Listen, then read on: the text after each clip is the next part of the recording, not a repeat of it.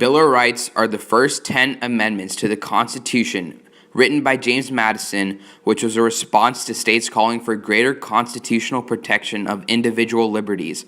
The Bill of Rights provided certain inalienable personal rights that provided and protected each citizen from abuses from the government.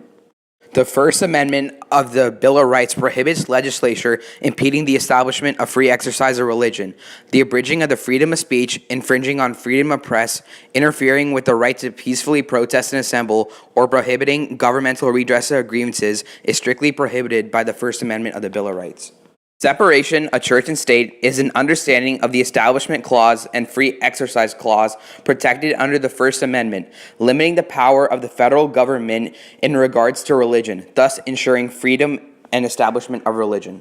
The Second Amendment of the Constitution states a well-regulated militia necessary to the security of the state should not infringe upon the right of the people to keep and bear arms.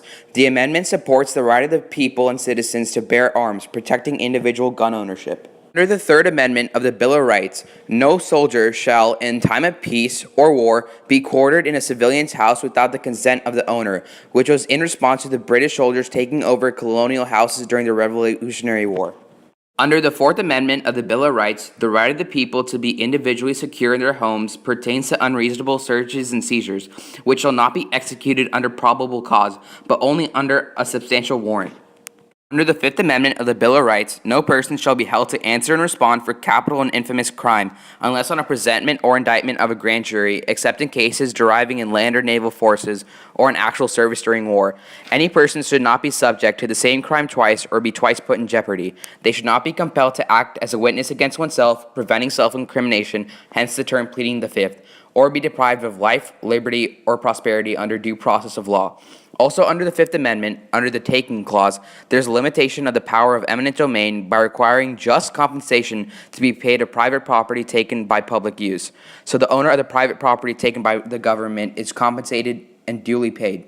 Also under the Fifth Amendment, there's a due process clause dealing with administration of justice and acts as a safeguard from arbitrary denial of life, liberty, or prosperity by the government outside the sanction of law. This protection extends to all governmental proceedings, civil or criminal in nature, from parole to violent crimes.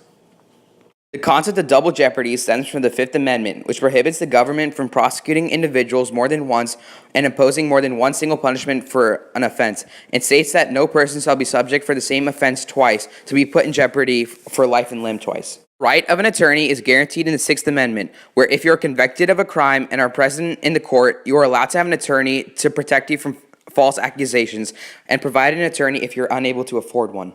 The concept of fair, speedy, and public trial by a jury of your peers is present in all criminal prosecutions and is afforded to the accused defendant.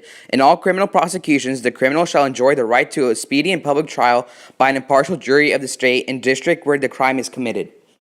In all criminal prosecution cases, you can confront your accuser under the Confrontation Clause, which is the right to have a face-to-face confrontation with the witness who is offering testimonial evidence against the defendant in the form of cross-examination. The concept of trial by jury guarantees jury trial for civil cases in federal courts. In court cases, the Constitution prohibits cruel and unusual punishment deemed too excessive, causing excessive suffering, pain, or humiliation to the victim. The rights retained by the people states certain rights shall not be construed to deny others. The reserved power of the states states all powers not granted to the federal government remain in the states, granted by the Constitution. The Bill of Rights is a very important article crucial to the well-being and establishment of our country by limiting governmental role and giving citizens certain rights the government cannot infringe upon.